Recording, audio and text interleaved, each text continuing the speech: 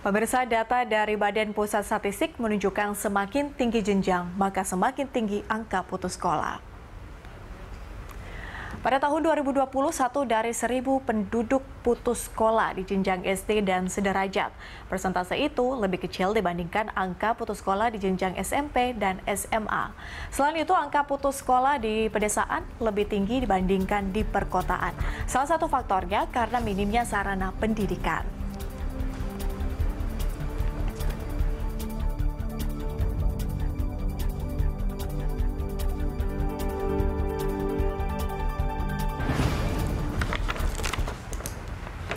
Kita lanjutkan dialog, pemirsa. Kita masih terhubung dengan Komisioner Komisi Perlindungan Anak Indonesia atau KPAI bidang pendidikan, ada Retno Listiarti, dan juga Wakil Ketua Komisi 10 DPR, Hatifa Syafudian. Saya ke Bu Retno terlebih dahulu. Bu Retno, dengan melihat tadi ada data dari BPS, bagaimana minim sarana pendidikan di pedesaan-pedesaan, contohnya, atau di beberapa daerah seperti itu. Dan juga KPAI kalau tidak salah juga punya data yang serupa, begitu di pedesaan juga masih banyak yang putus sekolah karena keterbatasan sarana pendidikan seperti itu. Benar begitu, Bu Retno?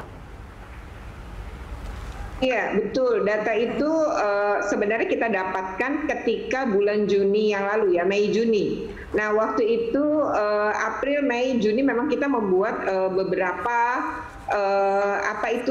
survei singkat. Dan ternyata memang kesimpulan kita adalah anak-anak pada wilayah pedesaan ternyata jauh lebih tidak terlayani pendidikannya di masa pandemi dibandingkan anak-anak perkotaan. Karena sistem pendidikan yang dibangun adalah PJJ dengan daring. Ketika daring, maka di desa ini lebih punya kendala. Ya, mulai dari sinyal, blank spot, sinyal tak stabil, sampai adalah kemampuan pembelian alat daring itu sendiri plus kuota. Jadi bantuan kuota kemudian diberikan pada bulan September. Tapi di bulan-bulan itu nyaris beli kuota cuma cukup seminggu, 3 minggu berikutnya mereka udah nggak bisa daring lagi. Dan itu memang banyak terjadi. Jadi kalau dari akses digital saja itu terjadi kesenjangan ya yang lebar antara perkotaan dengan pedesaan, termasuk antara Jawa dengan luar Jawa, dan juga tadi antara anak dari keluarga kaya dengan anak dari keluarga tidak mampu. Itu ternyata terjadi disparitas digital yang sangat tinggi. Makanya efektivitas PJJ ini sebenarnya hanya 30%, tapi bagi anak-anak miskin malah menjadi tidak terlayani sama sekali ya. Jadi udah bukan 30% lagi, itu berarti kan bisa hanya 0-5% saja. Oke, efektivitas PJJ hanya 30%. Bu Hatifa, Anda melihat bahwa kebijakan dari Kemendikbud sendiri sejauh ini apakah sudah mengikuti perkembangan yang saat ini ada selama pandemi? Banyak sekali sebetulnya upaya yang sudah dilakukan ya untuk merespon situasi ini. Namun memang berkejaran dengan waktu. Seperti pembenahan infrastruktur ya, termasuk infrastruktur telekomunikasi, itu bukan tugas Kemendikbud, namun dikomunikasikan dengan begitu intensif, dan Kemenkominfo juga sekarang gencar ya, bahkan tahun ini puluhan triliun dialokasikan, termasuk juga upaya digitalisasi televisi. Jadi kami pun selain tadi menggunakan upaya-upaya untuk misalnya relaksasi dari dana BOS, kemudian juga membantu bantuan pulsa yang memang baru September ya Mbak ya bisa terrealisasi, karena itu menyangkut seluruh baik siswa maupun pendidik. Dan juga ada bantuan seperti subsidi upah bagi guru-guru honorer ya, dan tetap disadari bahwa pasti semua ini belum bisa mengembalikan ya kualitas pendidikan seperti sebelum masa pandemi. Ini disadari betul. Jadi sifatnya ini betul-betul mencegahlah keterperosokan yang terlalu dalam di dalam kesenjangan pendidikan antar kelompok. Nah, oleh sebab itu berbagai kementerian, makanya SKB juga 4 menteri ya, karena melibatkan banyak pihak. Kami pun sebenarnya mendorong adanya relaksasi di dalam pembukaan sekolah. Jadi kalau sekolah yang di desa-desa pelosok dan kasus COVID-nya kecil, sebenarnya sebaiknya bisa dimulai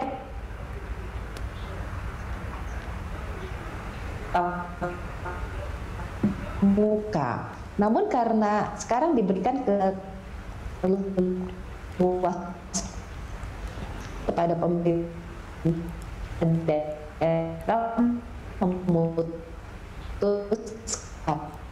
hanya 50% saja dari zona-zona hijau yang diizinkan membuka tetap yang melaksanakan. Mereka juga tidak ambil risiko gitu. Sementara hubung internet yang saya rasa ya depan gitu ya kan semua harus tadi membentuk dan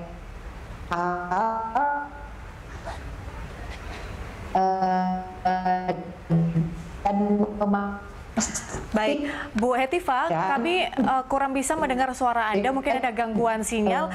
Saya ke Bu Retno mungkin ya, sebelum kita memperbaiki, sambil kita memperbaiki jaringan dengan Bu Hetifah. Bu Retno, kalau misalnya opsi guru datang ke rumah siswa begitu di daerah pedesaan, apakah itu bisa menjadi salah satu opsi yang baik atau mungkin dapat menjawab pertanyaan-pertanyaan dengan adanya kekurangan atau tidak terlalu efektifnya PJJ?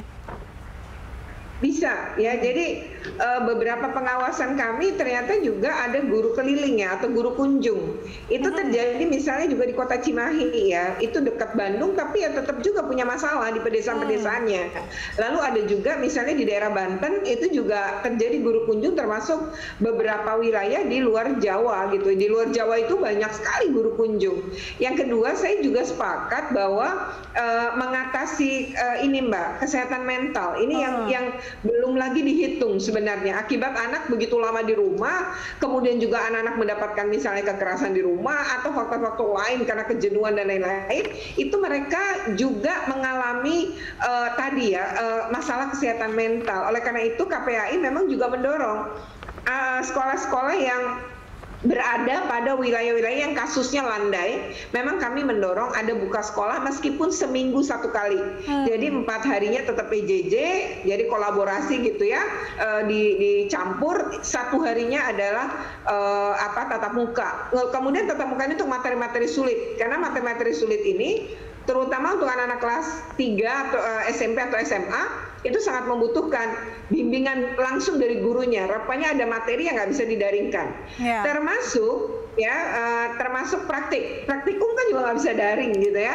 Nah ini memang kami mendorong mulai ada tatap muka, tapi tidak di daerah-daerah yang merah kayak Jakarta, Jawa Tengah, Jawa Barat. Tentu beberapa wilayah itu tidak kami rekomendasi ya, tetapi wilayah-wilayah tertentu itu dari hasil pengawasan kami di pulau-pulau terluar ya, atau pulau-pulau yang memang seperti berada di Batam, itu ada wilayah-wilayah terluar yang berbatasan dengan Singapura, itu mereka udah tatap muka. Di situ ada sekitar 100 sekolah melakukan tatap muka di pulau-pulau, kumpulan pulau-pulau kecil di Kepulauan Riau itu.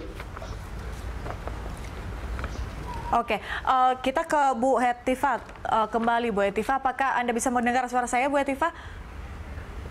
Ya, udah okay. Connect. Baik, Bu Hetifah, melihat adanya opsi tadi yang disampaikan oleh Bu Retno terkait dengan bagaimana mungkin ada guru yang kemudian datang ke rumah siswa begitu dan melaksanakan proses belajar tatap muka karena ada mata pelajaran yang bisa dikatakan sulit dimengerti apabila hanya melalui PJJ begitu, atau mungkin ada opsi masuk sekolah tatap muka tapi aja seminggu sekali. Menurut Anda, apakah itu memungkinkan untuk dilaksanakan pada masa pandemi ini?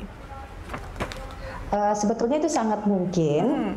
Dan saat ini sebetulnya kita sudah ada revisi ya dari SKB 4 Menteri yang melonggarkan ketentuan yang terkait dengan tatap muka yang sebelumnya kan direstriksi oleh pusat ya, jadi berdasar zona. Sekarang diberikan kesempatan kepada pemerintah daerah untuk melihat situasi itu dengan lebih detail gitu, di daerahnya sendiri, per kecamatan, bahkan per desa, kondisinya seperti apa. Jadi bisa saja kebijakan yang sifatnya mungkin tadi sesuai dengan kondisi wilayahnya masing-masing demi kebaikan anak, karena bisa jadi di satu wilayah sekolah itu menjadi tempat yang lebih aman dan menjanjikan, atau kalaupun tidak sekolah, community center itu mungkin harus dibentuk di daerah-daerah gitu untuk bisa memantau kondisi dari anak-anak kita ya Bu Retno di suatu wilayah tertentu gitu, karena bisa jadi daerah-daerah tertentu kondisi ekonominya menjadi lebih tertekan, lebih rentan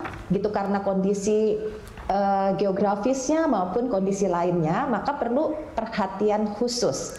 Nah, kami pun tentu saja ingin ya nanti sekolah juga memperbaiki data-data pokok pendidikannya dengan lebih akurat dan lebih spesifik lagi. Jadi kita pun kalau membuat kebijakan sekarang tidak one size fits all. Jadi seolah-olah satu kebijakan berlaku sama untuk semua sekolah dan untuk semua daerah. Karena tadi tingkat kerentanannya berbeda. Mudah-mudahan dengan demikian apa yang dikhawatirkan kesenjangan yang terlalu lebar ini bisa sedikit demi sedikit kita kembalikan lagi dan pemerataan pendidikan bisa terwujud.